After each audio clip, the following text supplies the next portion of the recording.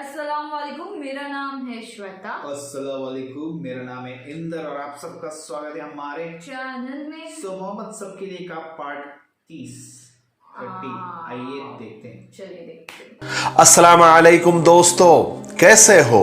उम्मीद है कि सब खैरियत से होंगे। अल्लाह आप लोगों को ऐसे ही खुश रखे।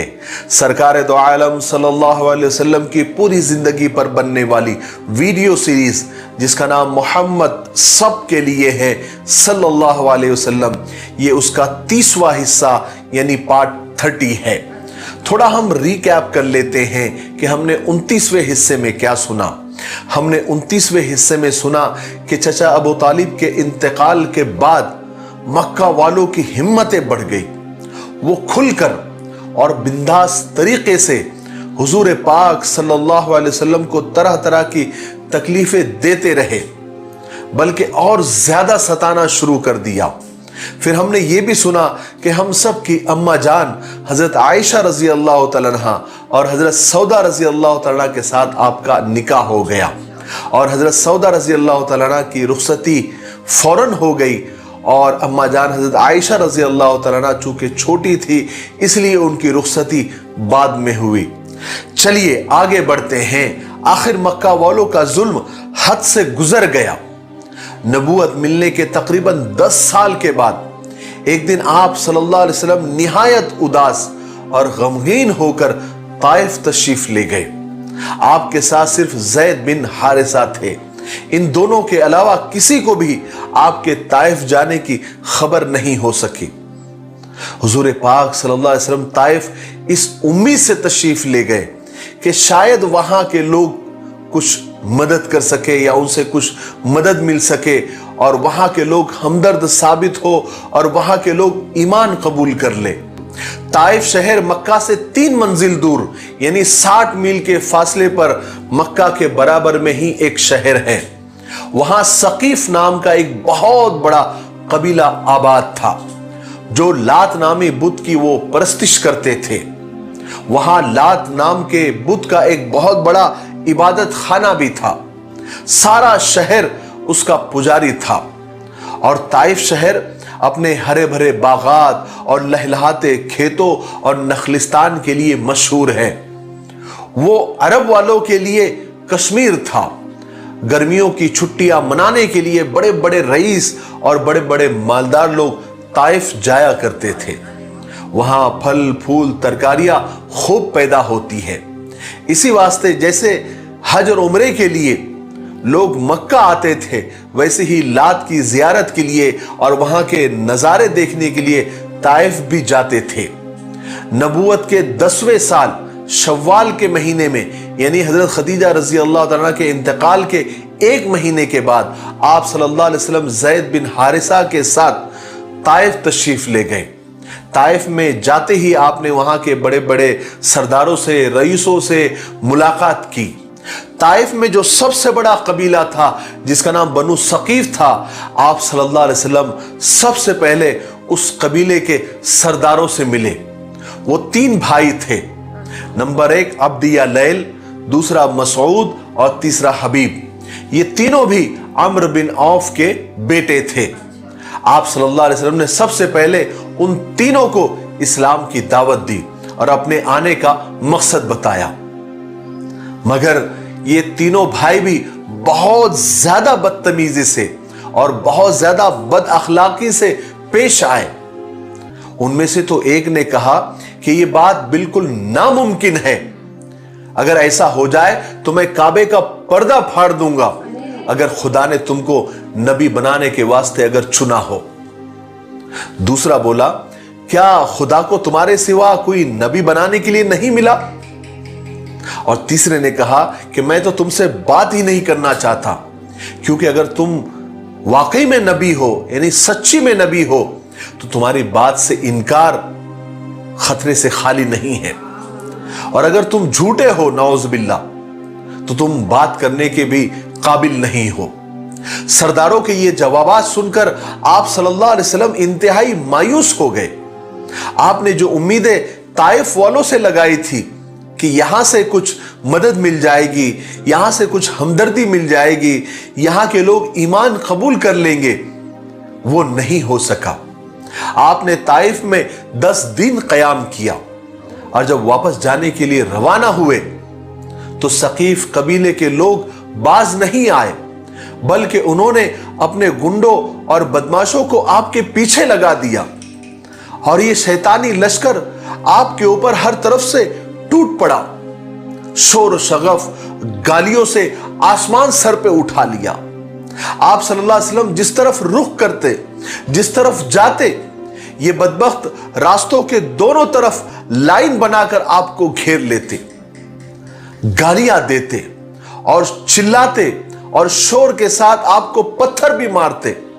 आप कहीं बैठ भी जाते थोड़ी देर के लिए तो ये जालिम बाजू पकड़कर आपको फिर उठा देते और फिर पथराव करते। हजरत ज़ैद आप सल्लल्लाहु अलैहि वसल्लम को बचाने की कोशिश में वो भी बहुत जख्मी हो गए थे, मगर खुद नबी पाक सल्लल्लाहु अलैहि वसल्लम का ये हाल था कि जिस्म मुबारक का कोई हिस्सा ऐसा नहीं था जो जख्मी ना हो, जिससे खून के फवारे नहीं छूट रहे हो।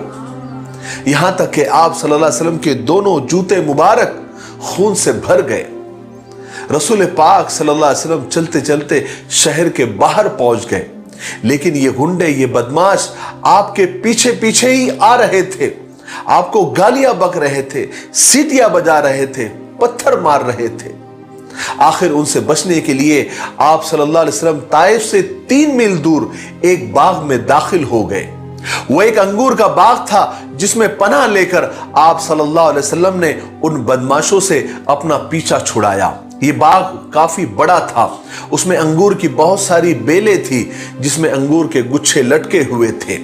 यहां पहुंचकर उन बदबख्तों ने, उन नालायकों ने, उन बदमाशों ने रसूल पाक सल्लल्लाहु अलैहि वसल्लम का पीछा छोड़ा और वहां से वापस चले गए। रसूल पाक सल्लल्लाहु अलैहि वसल्लम ने अपना चेहरा आसमान की तरफ उठाया और आप सल्लल्लाहु अलैहि वसल्लम ने अपने खुदा से इन अल्फाज में उसकी रहमत और फजल और करम की दरख्वास्त की कि ए अल्लाह, मैं तुझी से अपनी बेबसी और लोगों पर अपने बेअसर होने की फरियाद करता हूं। ए अल्लाह, मैं तुझी से अपनी कमजोरी और अपनी बेबसी और लोगों के नजदीक अपनी नाकदरी की शिकायत करता हूं। ए अरहमुर राहिमीन, तू कमजोरों का रब है, तू मेरा रब है, तू मुझे किसके हवाले कर रहा है? किसी बेगाने के जो मेरे साथ बुरा सलूक करते हैं, या किसी दुश्मन के जिसको तूने मेरा मालिक बना दिया है? लेकिन ए अल्लाह, अगर तू मुझसे नाराज नहीं है तो मुझे किसी की परवाह नहीं है। तेरी आफियत मेरे लिए कुशादा है, मेरे लिए काफी है। तेरे चेहरे के उस नूर की पनाह चाहता हूं जिससे तमाम अंधेरे रोशन हो गए हैं। ए अल्लाह, तेरे बगैर कोई ताकतवर नहीं है। वो बागीचा जिसमें रसूल पाक सल्लल्लाहु अलैहि वसल्लम ने पनाह ली थी, 2 भाइयों का था जिनका नाम उतबा और शैबा था। ये दोनों रबिया के बेटे थे। उन्होंने जब हुजूर पाक सल्लल्लाहु अलैहि वसल्लम को इस तकलीफ में देखा और खून में लथपथ देखा, और उन्होंने उन बदमाशों को भी देख लिया था, और उन्होंने जो रसूल पाक सल्लल्लाहु अलैहि वसल्लम के साथ जो मामला किया था उनको भी देख लिया था। हालांकि ये दुश्मन थे, लेकिन आप सल्लल्लाहु अलैहि वसल्लम की हालत ऐसी थी कि दुश्मनों को भी रहम आ गया, उनको बड़ा रहम आया। उन्होंने एक ईसाई गुलाम जिसका नाम अद्दास था, उससे कहा कि अद्दास, एक अंगूर का खोशा तोड़ो और उसे एक थाली में रखकर उस शख्स के पास लेकर जाओ जो वहां दीवार के पास बैठा है और खून में लथपथ है। उसे ले जाओ और ये अंगूर उसे खाने के लिए दो, उसकी खातिर तवाज़ो करो। अद्दास कहते हैं कि मैंने वो अंगूर का खोशा लिया और हुजूर पाक सल्लल्लाहु अलैहि वसल्लम के सामने रख कर कहा कि हुजूर, इसको खाइए, ये आप ही के लिए दिया गया है।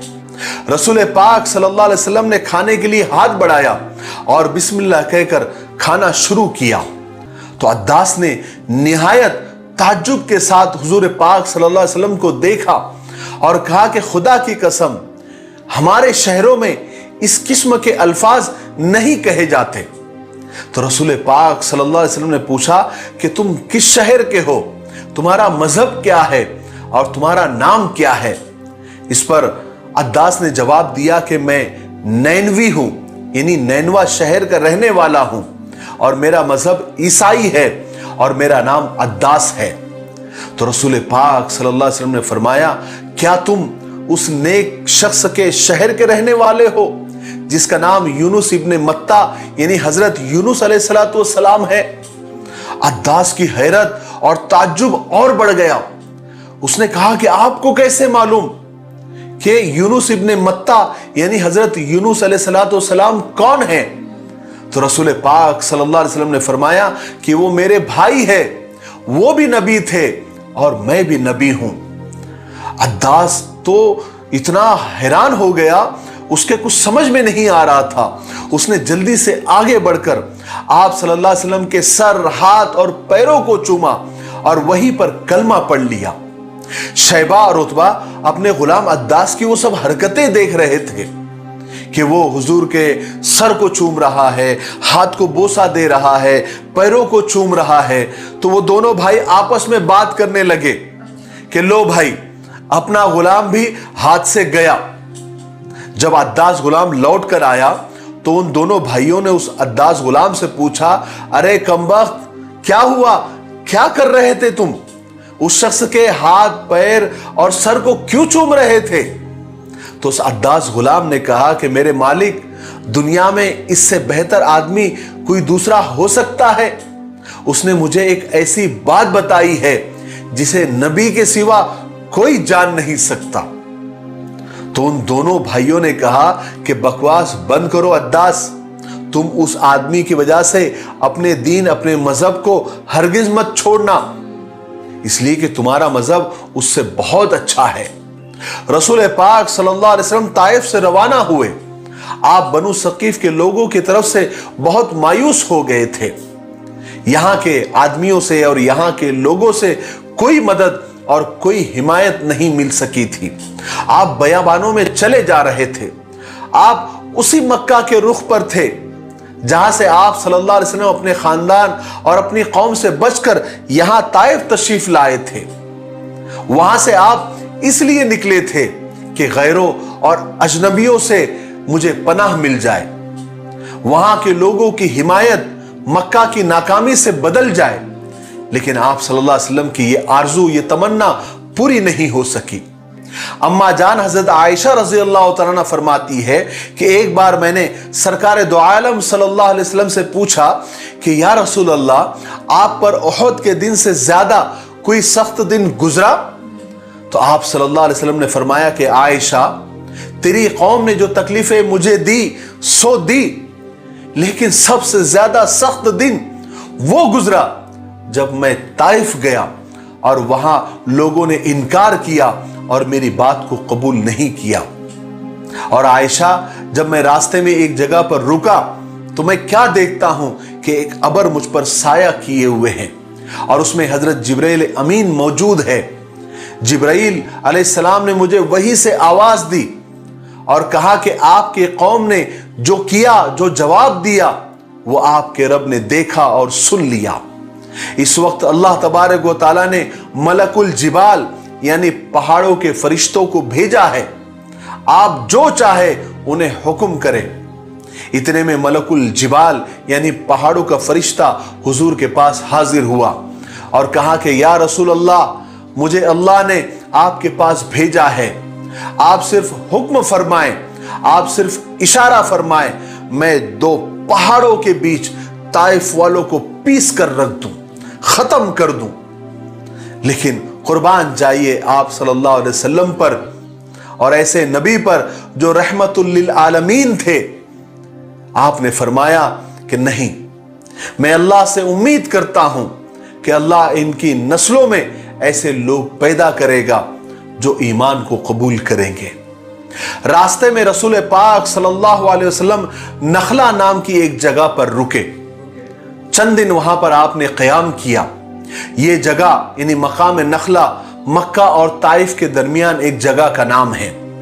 वहां पर एक दिन रात के सन्नाटे में और सुकून में रसूल पाक सल्लल्लाहु अलैहि वसल्लम रेगिस्तान की रेत पर नमाज पढ़ने में मशगूल थे और कुरान पाक की आयतें अपनी प्यारी आवाज में तिलावत फरमा रहे थे। वहां से एक जिन्नात की जमात का गुजर हुआ।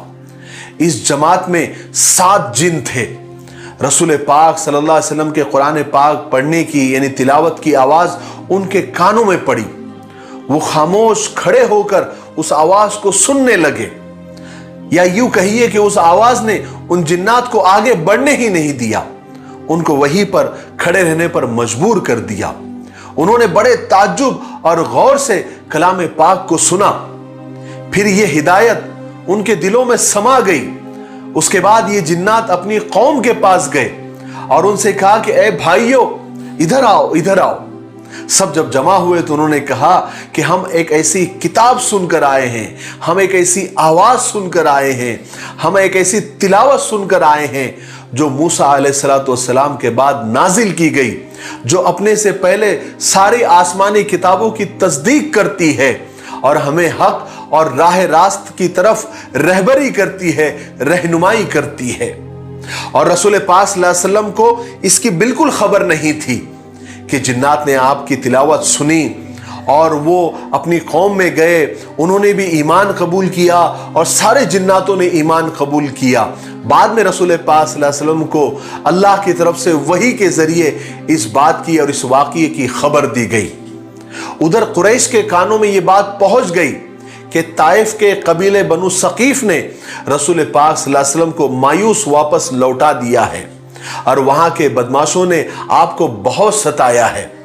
इस नाकामी पर यानी रसूल पाक सल्लल्लाहु अलैहि वसल्लम की इस नाकामी पर मक्का वाले तो बहुत खुश हो गए। उन्होंने तय किया कि अब जब मोहम्मद मक्का में आएंगे तो हम उनसे जंग करके उनका आज काम तमाम कर देंगे, नाउज़ बिल्लाह मिन ज़ालिक। क्योंकि उनका ये ख्याल था कि ताइफ में जो भी आप सल्लल्लाहु अलैहि वसल्लम के साथ हुआ या मोहम्मद के साथ हुआ, इससे उसकी हिम्मत बिल्कुल टूट गई होगी और मोहम्मद सल्लल्लाहु अलैहि वसल्लम भी टूट कर बिखर गए होंगे, तो इस वक्त उनका काम तमाम कर देना बहुत आसान होगा। जब रसूल पाक सल्लल्लाहु अलैहि वसल्लम नखला के मकाम से रवाना हुए तो मक्का के करीब गार हिरा के पास पहुंचे। वहां पर अपने कबीले के कुछ लोगों से आपकी मुलाकात हुई, जिनकी वजह से, जिनके जरिए आप सल्लल्लाहु अलैहि वसल्लम को कुरैश के इरादों का इल्म हुआ कि मक्का वालों ने और कुरैश ने आपसे चुपके चुपके जंग करके आपको मार डालने का फैसला किया है। चुनांचे आप सल्लल्लाहु अलैहि वसल्लम ने उन लोगों में से एक शख्स से कहा, क्या तुम मेरा पैगाम लेकर जा सकते हो? तो उसने कहा कि हाँ, मैं ले जा सकता हूं। तो आप सल्लल्लाहु अलैहि वसल्लम ने फरमाया कि अखनस बिन शरीक तक मेरा ये पैगाम लेकर जाओ और उससे कहो कि मोहम्मद ने कहा है, क्या तुम मुझे पनाह दे सकते हो ताकि मैं अपने रब का पैगाम लोगों तक पहुंचा सकूं। पनाह का सिस्टम अरब में ऐसा था कि जब कोई आदमी यानी कोई मकामी आदमी या कौम का सरदार या कौम का कोई भी आदमी जब किसी को पनाह दे देता था यानी अपनी हिफाजत में ले लेता था, उससे वादा कर लेता था कि मैं तेरी हिफाजत करूंगा, तो मेरी पनाह में है, तो फिर बाकी कबीले के लोग या दूसरे लोग उस पनाह दिए हुए आदमी को सताते नहीं थे, परेशान नहीं करते थे, तकलीफें नहीं देते थे या कत्ल नहीं करते थे, क्योंकि वो ये सोचते थे कि अपने ही कबीले के आदमी ने उसको पनाह दी है, उसको अपनी हिफाजत में लिया है। क्योंकि अगर पनाह दिए हुए शख्स को मारना, तकलीफें देना अगर वो शुरू कर देते तो गोया ये समझते थे कि ये अपने ही आदमी की बेइज्जती है। फिर ये आदमी जो पनाह दिया हुआ होता है वो भी दुश्मन बन जाता था और आपस में लड़ाइयाँ हो जाती थी। इसलिए पनाह का सिस्टम ऐसा था कि एक बार कोई आदमी किसी को पनाह में ले लेता था या अपनी हिफाजत में ले लेता था तो बाकी के लोग उसको कुछ नहीं बोलते थे। ये पनाह का सिस्टम था। इसलिए आप सल्लल्लाहु अलैहि वसल्लम ने अखनस बिन शरीक के पास एक आदमी भेजकर पनाह तलब की और वो आदमी अखनस बिन शरीक के पास गया और आप सल्लल्लाहु अलैहि वसल्लम का पैगाम पहुंचाया। लेकिन अखनस बिन शरीक ने माजरत कर दी यानी माफी मांग ली कि मैं मोहम्मद को पनाह नहीं दे सकता। दूसरी मर्तबा आप सल्लल्लाहु अलैहि वसल्लम ने उसी आदमी को सुहेल बिन अम्र के पास भेजा और कहा कि उससे कहो, क्या तुम मुझे पनाह दे सकते हो ताकि मैं अपने रब का पैगाम लोगों तक पहुंचा सकूं। तो हजरत सुहेल बिन अम्र उस वक्त तक ईमान नहीं लाए थे, उन्होंने भी पनाह देने से इनकार कर दिया। फिर आप सल्लल्लाहु अलैहि वसल्लम ने तीसरी मर्तबा तीसरे आदमी मुतइम बिन अदी के पास उसको भेजा اور کہا کہ ان سے کہو کہ محمد آپ سے پناہ طلب کرتے ہیں تاکہ وہ اپنے رب کا پیغام لوگوں تک پہنچا سکے، تو کیا تم پناہ دو گے؟ تو مطعم بن عدی کے پاس جب یہ آدمی پہنچا اور حضور پاک صلی اللہ علیہ وسلم کا پیغام پہنچایا تو مطعم بن عدی تیار ہو گیا اور کہا کہ ہاں میں محمد کو پناہ دینے کے لیے تیار ہوں، محمد سے کہو صلی اللہ علیہ وسلم کہ وہ مکہ آ جائے، ہم اس کی حفاظت کریں گے، ہم اس کو پناہ دیں گے۔ چنانچہ صبح ہوتے ہی مطعم بن عدی تیار ہو گیا، کیونکہ پناہ دینا بھی آسان نہیں ہوتا ہے، اسے نبھانا پڑتا ہے، بالکل ایک جنگ کے لیے تیار ہونا پڑتا ہے۔ اس لیے مطعم بن عدی نے اپنے بیٹوں اور پوتوں کو بھی تیار کر لیا کہ ہم جب محمد مکہ میں داخل ہو تو ہم سب کو ان کی مدد کرنی ہے، ان کی حمایت کرنی ہے اور ان کو لوگوں سے بچانا ہے، کیونکہ میں نے ان کو پناہ دی ہے۔ چنانچہ سب لوگوں نے جنگی لباس پہنا اور تلوار لٹکا کر کعبے کے پاس آ گئے، جہاں بہت سارے قریش کے لوگ بیٹھے ہوئے تھے۔ وہاں آ کر مطعم بن عدی نے اعلان کیا کہ سنو، میں نے محمد کو پناہ دی ہے، کوئی ان کے ساتھ ظلم و زیادتی نہ کرے۔ ابو جہل نے دیکھا تو مطعم سے پوچھا، کیا تم نے محمد کو پناہ دی ہے یا اس کا دین قبول کر لیا ہے؟ تو مطعم نے کہا کہ صرف پناہ میں لیا ہے۔ تو ابو جہل نے کہا کہ ٹھیک ہے، تم نے جسے پناہ دی ہے ہم نے بھی اسے پناہ دے دی۔ اس کے بعد رسول پاک صلی اللہ علیہ وسلم مکہ میں داخل ہوئے۔ چونکہ مطعم بن عدی نے آپ صلی اللہ علیہ وسلم کو پناہ دی ہوئی تھی، اس لیے کسی نے بھی حضرت محمد صلی اللہ علیہ وسلم کے ساتھ میں کوئی بدسلوکی نہیں کی۔ چنانچہ آپ صلی اللہ علیہ وسلم آرام سے حرم میں داخل ہوئے، کعبے کا طواف کیا، حجر اسود کو بوسہ دیا، آرام سے 2 رکعت نماز پڑھی اور پھر بالکل سکون کے ساتھ اپنے گھر تشریف لے گئے۔ مگر رسول پاک صلی اللہ علیہ وسلم مطعم بن عدی کے اس پناہ کے احسان کو آپ نے کبھی فراموش نہیں کیا، یعنی یہ احسان آپ کبھی نہیں بھولے۔ اس احسان کا بدلہ آپ صلی اللہ علیہ وسلم نے کیسے چکایا، یہ ہم جنگ بدر کے واقعے میں انشاءاللہ تفصیل سے سنیں گے۔ آج کے لیے اتنا کافی ہے، اس لیے اب ہم یہیں پر رکتے ہیں، کیونکہ ویڈیو اب زیادہ لمبا ہو رہا ہے۔ آنے والے 31ویں حصے میں یعنی پارٹ 31 میں ہم معراج کا واقعہ سنیں گے، اور پھر معراج کے بعد مکہ والوں کا رویہ کیا ہوا، مکہ والوں نے آپ صلی اللہ علیہ وسلم کے ساتھ کیا کیا، کتنے لوگوں نے معراج کے واقعے کو سچ مانا اور کتنے لوگوں نے جھٹلایا، اور پھر کیا عجیب عجیب واقعات ہوئے، اور پھر آپ صلی اللہ علیہ وسلم کے ساتھ اس کے بعد یعنی معراج کے بعد کیا کیا ہوا، یہ ہم آنے والے پارٹ 31 میں تفصیل سے سنیں گے۔ تب تک آپ تھوڑا انتظار کریں اور آپ اپنے وعدے پر قائم رہیں اور اس سیریز کے ویڈیوز کو زیادہ سے زیادہ لوگوں تک پہنچائیں۔ دیکھیے، ہم نے اپنی ذمہ داری پوری کی، ہم نے بات آپ تک پہنچا دی۔ اب سننے والوں پر یہ فرض بن جاتا ہے سننے والوں کا کہ رسول پاک صلی اللہ علیہ وسلم سے اگر وہ محبت کرتے ہیں، اور جو دنیا میں آج محمد صلی اللہ علیہ وسلم کے خلاف جو سازشیں کی جا رہی ہے، تو یہ صحیح واقعات اور سچے واقعات وہ لوگوں تک پہنچائے تاکہ ان کی غلط فہمیاں دور ہو سکے۔ اب یہ آپ کی ذمہ داری بنتی ہے کہ آپ ان ویڈیوز کو زیادہ سے زیادہ شیئر کریں، اور مجھے امید ہے کہ آپ ضرور ایسا کریں گے، کیونکہ آپ لوگ بہت اچھے ہیں ماشاءاللہ۔ اللہ آپ کو خوش رکھے۔ تب تک میرے لیے، پوری امت کے لیے اور پوری انسانیت کے لیے خیر اور بھلائی کی دعا کرتے رہیں۔ السلام علیکم ورحمۃ اللہ وبرکاتہ۔ قصہ تھا، ادھر گئے اور جو ان کے ساتھ کیا بہت برا رویہ تھا، اتنا غصہ رکھنا ٹائم پہ کہ اتنا ایک تو بےزتیاں کی، الٹا سیدھا بولا، اوپر سے اتنا مارا۔ وہ تینوں نے تینوں بھائیوں نے اس طرح بول دیا نا کہ بولا تو بولا، اوپر سے اتنا ٹارچر کیا، لوگوں کو بھیج کے مارا، ان کو پتھروں سے مارا گیا، بولا نا وہ جوتے پورے خون سے لت پت ہو گئے تھے۔ ارے وہ سب سن کے ایسا لگ رہا تھا نا کہ کیوں، لائک ٹھیک ہے وہ آئے صرف بات رکھنے کے لیے اور تم اس طرح اپنا رویہ پیش کیا، بہت غلط بات ہے یہ چیز۔ ہاں، پر بعد میں پھر ایک جگہ رکے، وہاں پہ وہاں پہ جو ان کا غلام تھا وہ वो तो खुश हो गया, खुशी के मारे उन्हें पर बड़े दो दुश्मन भी थे जो उन्होंने फिर भी ना दया खाई उस पे कि नहीं यार चलो ठीक है कोई बात तो नहीं। वो हाँ उनकी तरफ से अच्छा था ऑफ कोर्स। और फिर अभी वो पनाह का सिस्टम हमको समझाया, वो अच्छा है कि किसी ने तो हिम्मत दिखाई, किसी ने तो दिल नहीं कबूल किया लेकिन पनाह दूंगा, चलो वो कोई अच्छा बात था। नहीं। ठीक है, हम बहुत और डिटेल में ये सब तो नहीं पता था, बहुत डिटेल में, इतना कुछ नहीं पता था, बहुत डिटेल में, बहुत डिटेल में, बहुत बहुत ये बढ़िया। जैसे जैसे एपिसोड्स बढ़ रहा है ना तो अभी एक्चुअली ज्ञान हमें ज्ञान पता चल रहा है और इनका स्ट्रगल भी पता चल रहा है कि इनकी लाइफ के बारे में बहुत कुछ पता चल रहा है। गाइस ठीक है, ऐसी और वीडियो करते रहेंगे, तब तक वीडियो को like, subscribe, share, comment, click on the bell icon. Take care.